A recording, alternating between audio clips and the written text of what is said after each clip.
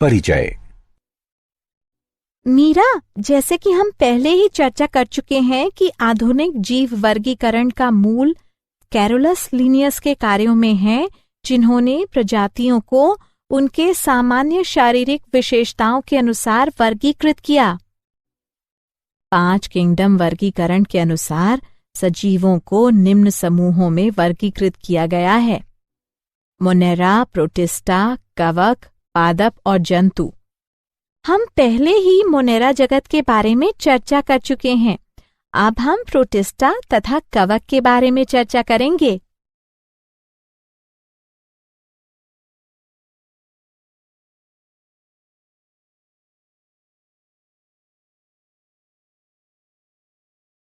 उद्देश्य। इस पाठ के अंत में आप निम्न करने में सक्षम हो जाएंगे: किंगडम प्रोटिस्टा के गुणों को समझना। प्रोटिस्टा के तहत क्राइसोफाइट, डाइएनोफ्लैजिलेट्स, यूग्लिनोइड्स, स्लाइम मोल्ड्स और प्रोटोजोअन्स के गुणों का पता लगाना। किंगडम कवक के गुणों को समझना। फाइकोमाइसीड्स, एस्कोमाइसेट्स, बेसिडियोमाइसेट्स और ड्यूटेरोमाइसीड्स के गुणों को समझना।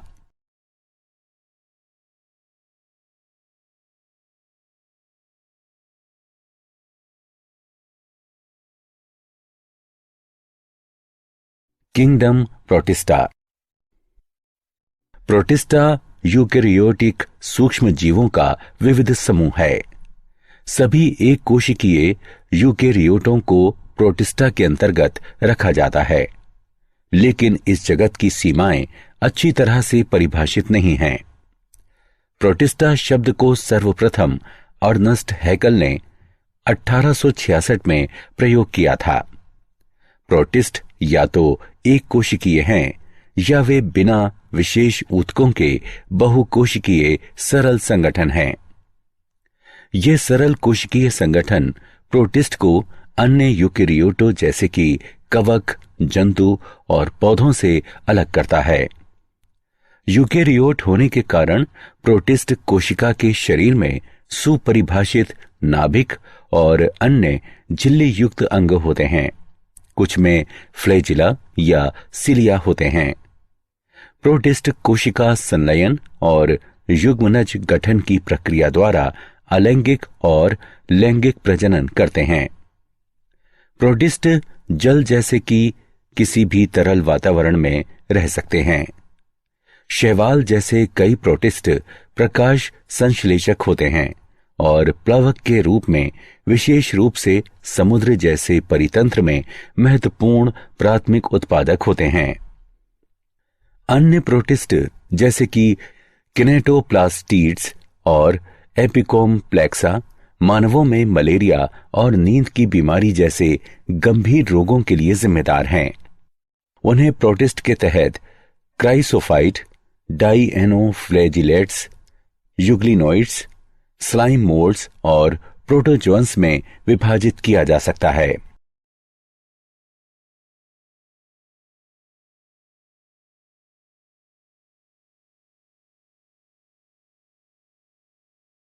क्राइसोफाइटा।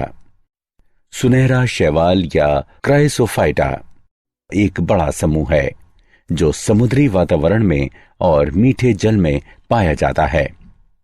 इस समूह में डाइटम और सुनहरा शैवाल यानी डेस्मेट्स आता है। वे सूक्ष्म होते हैं और जल धाराओं यानी प्लैंक्टन में निष्क्रिय रूप से तैरते रहते हैं। डाइटम महासागरों में प्रमुख उत्पादक है। उनमें से अधिकांश प्रकाश संश्लेषक होते हैं। डाइटम में कोशिका भित्ति 2 पतली अतिव्यापी गोले का निर्माण करती हैं, जो एक दूसरे में साबुन और इसके बॉक्स के रूप में समाये होते हैं। दीवारें सिलिका के साथ समाई होती हैं और इस तरह से दीवारें अविनाशी हैं।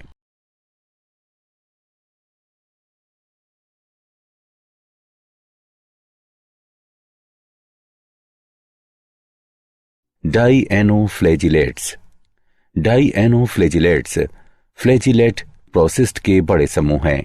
उनमें से लगभग आधे प्रकाश संश्लेषक होते हैं और डाइटम के बाद यूकैरियोटिक शैवाल के सबसे बड़े समूह का निर्माण करते हैं। अधिकांश समुद्री प्लावक होते हैं, लेकिन वे सामान्यतः मीठे जल में भी वास करते हैं।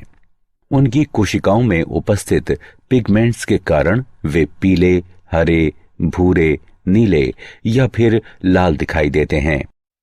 कोशिका भित्ति के बाहरी सतह पर कठोर सेलुलोज की प्लेट होती है। उनमें से अधिकांश के 2 फ्लैजिला होते हैं, जो प्लेटों की भित्ति कुंड में एक अनुदैर्ध्य और दूसरा उसके लंबवत होते हैं।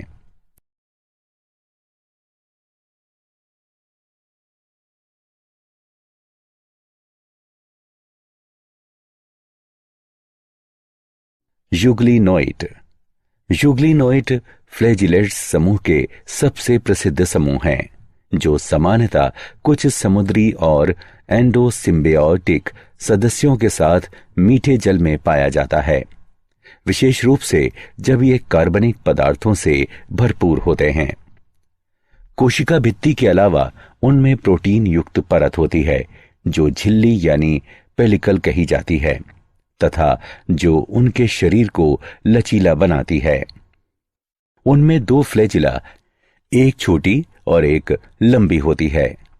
अधिकांश यूग्लिनोइड में क्लोरोप्लास्ट होते हैं और प्रकाश संश्लेषण द्वारा ऊर्जा का उत्पादन करते हैं, लेकिन अन्य फेगोसाइटोसिस या विसरण द्वारा ग्रहण करते हैं। हालांकि सूर्य के प्रकाश की उपस्थिति में वे प्रकाश संश्लेषक होते हैं, किंतु सूर्य के प्रकाश की अनुपस्थिति में अन्य छोटे जीवों का शिकार कर वे परपोषी की तरह व्यवहार करते हैं। दिलचस्प बात यह है कि यूग्लिनोइड के पिगमेंट्स उच्चतर पौधों में विद्यमान पिगमेंट्स के समान होते हैं। उदाहरण यूग्लिना।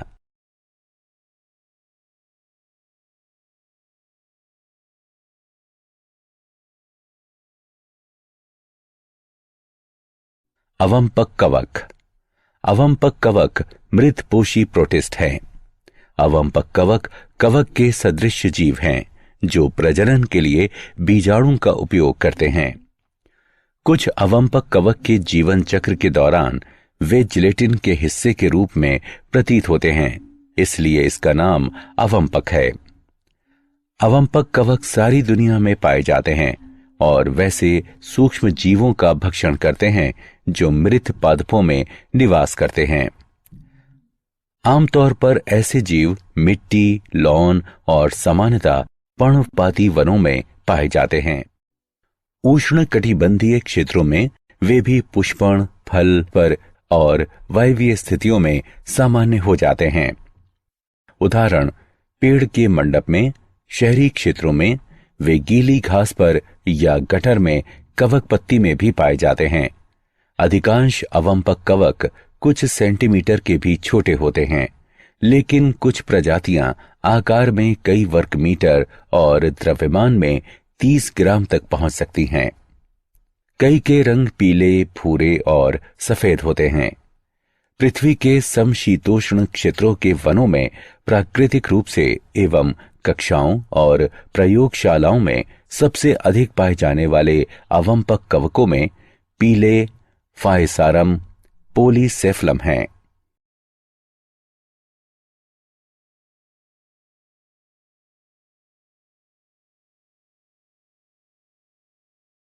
प्रोटोजोअन। प्रोटोजोआ या कोर्नेलियस प्रोटोजोअन को ग्रीक शब्द से लिया गया है, जिसमें प्रोटॉन का अर्थ प्रथम, जोआ यानी जंतु है। इसका एक वचन प्रोटोजून है। ये सूक्ष्म जीव होते हैं जिसे एक कोशिकीय यूकैरियोट्स के रूप में वर्गीकृत किया जाता है। सभी प्रोटोजोआ परपोषी होते हैं और शिकारियों या परजीवी के रूप में वास करते हैं। उन्हें जंतुओं का पुरातन संबंधी माना जाता है। प्रोटोजोआ के 4 मुख्य समूह हैं: अमीबीय, समुद्री, कशाभी और पक्षमाभी। अमीबीय प्रोटोजोआ स्वच्छ जल, समुद्री जल या नम मिट्टी में रहते हैं। वे अमीबा की तरह सूडोपेडिया यानी नकली पैर को बाहर निकालकर गति करते हैं तथा अपना शिकार पकड़ते हैं। समुद्री प्रोटोजोआ के बाह्य कवच सिलिका से निर्मित होते हैं। उनमें से कुछ जैसे कि एंट अमीबी परजीवी होते हैं। कशाभी प्रोटोजोआ या तो मुक्त रहते हैं या परजीवी होते हैं। उनमें कशाभ होता है। परजीवी प्रोटोजोआ निद्रालु रोग उत्पन्न करते हैं। उदाहरण ट्राइपैनोसोमा। पक्षमाभी प्रोटोजोआ जलीय तथा अत्यंत सक्रिय गति करने वाले जीव होते हैं, क्योंकि उनमें हजारों पक्षमाभ उपस्थित होते हैं। उनमें एक गुहा यानी गलेट होती है जो कोशिका की सतह के बाहर खुलती है। पक्षमाभों की लयबद्ध गति के कारण भोजन से युक्त जल गलेट के अंदर चला जाता है। उदाहरण पैरामीशियम। स्पोरोजोआ इस समूह में विविध जीव आते हैं जिनके जीवन चक्र में संक्रामक बीजाणु जैसी अवस्था होती है। इनमें सबसे कुख्यात प्लाज्मोडियम यानी मलेरिया परजीवी है, जिसका मानव की आबादी पर बुरा आघात पड़ता है।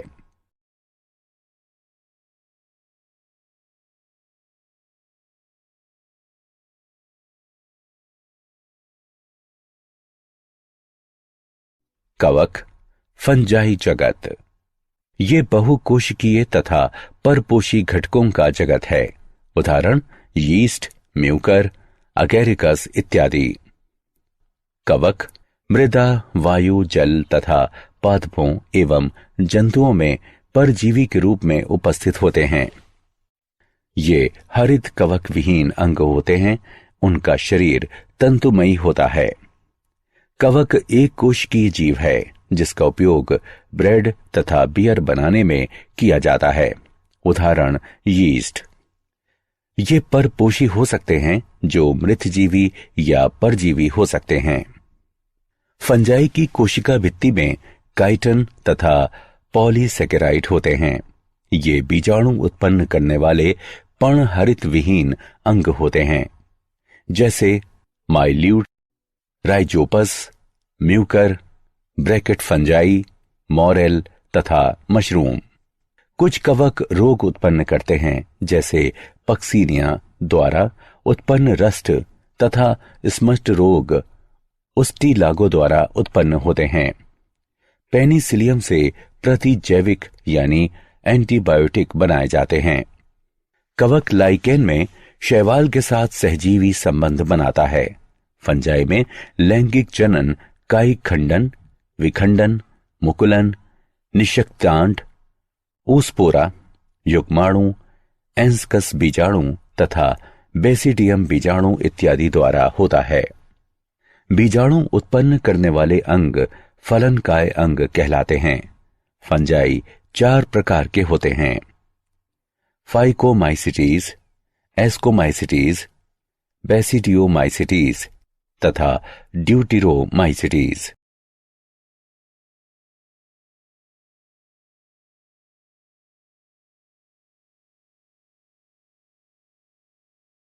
फाइकोमाइसिटीज।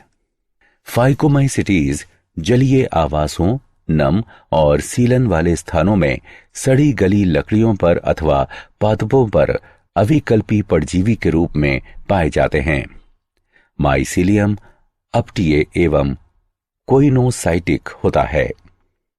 कुछ सामान्य उदाहरण म्यूकर, राइजोपस तथा अल्बुको है।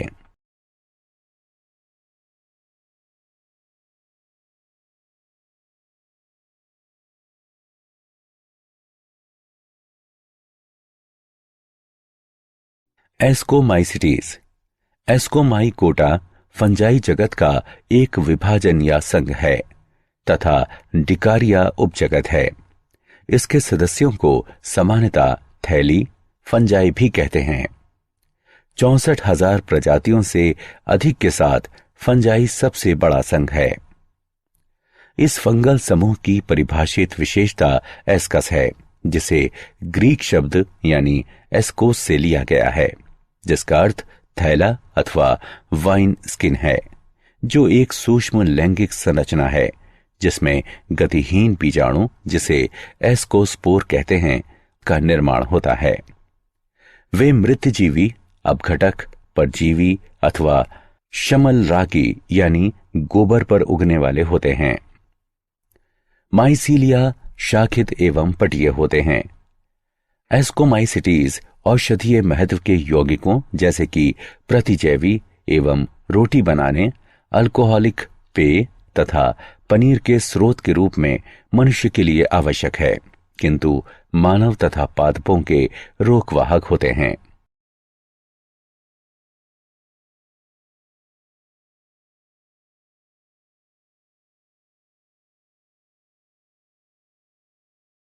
बेसिडियोमाइसिटीज।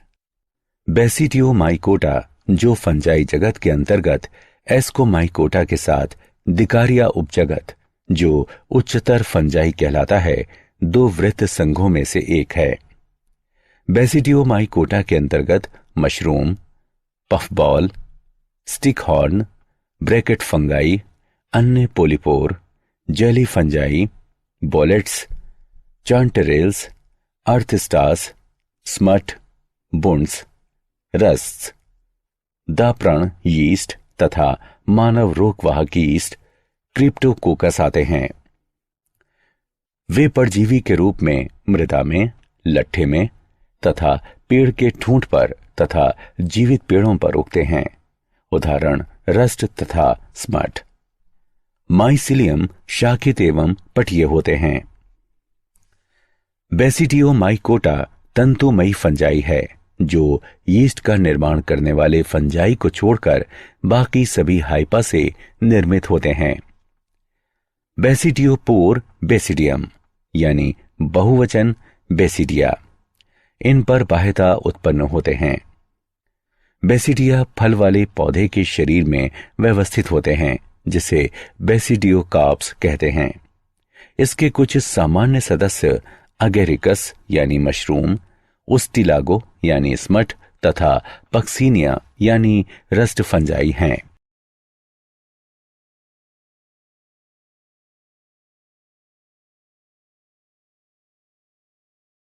डेटेरोमाइसिटीज।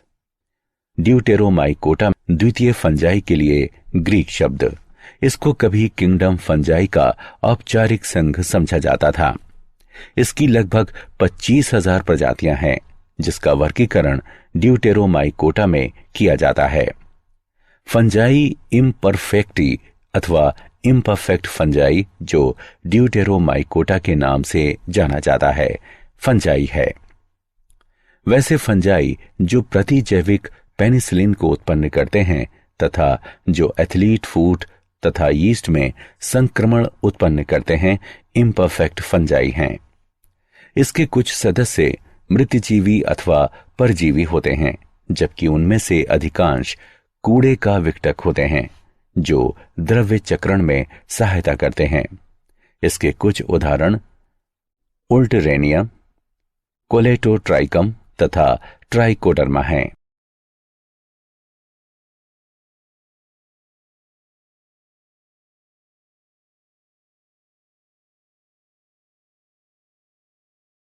क्या आप जानते हैं, कार्ल वूज ने सन 2000 में कहा, इस ग्रह पर जीवन की अतुल्य विविधता, जिसमें कि अधिकांश सूक्ष्म जीव हैं, को एक विकासवादी फ्रेमवर्क में अच्छी तरह समझा जा सकता है। कार्ल वूज ने नवंबर 2000 में विज्ञान का नेशनल मेडल जीता। प्रोटिस्टा के वर्गीकरण का आधार उसके अंगों का चलन है। गोल्डफस ने एक कोशिकीय प्रोटिस्ट जीवधारियों को प्रोटोजोआ नाम दिया।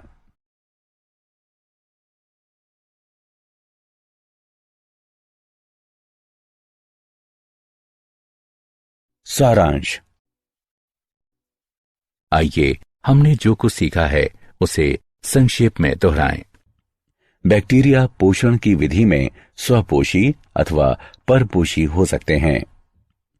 किंगडम प्रोटिस्टा में सभी एक कोशिकीय यूकेरियोट्स जैसे कि क्राइसोफाइट्स, डाइएनोफ्लैजिलेट्स, यूग्लिनाइट्स, अवंपक कवक तथा प्रोटोजोआ शामिल होते हैं। प्रोटिस्ट में परिभाषित नाभिक तथा अन्य झिल्ली से जुड़े अंग होते हैं। वे अलैंगिक तथा लैंगिक दोनों प्रकार से प्रजनन करते हैं। किंगडम फंजाई के सदस्य संरचना तथा वास में बहुत विविधता दर्शाते हैं। अधिकांश फंजाई पोषण के अपने ढंग में मृत्युजीवी होते हैं। इस किंगडम के अंतर्गत 4 वर्ग फाइकोमाइसिटीज, एस्कोमाइसिटीज, बेसिडियोमाइसिटीज तथा ड्यूटेरोमाइसिटीज आते हैं।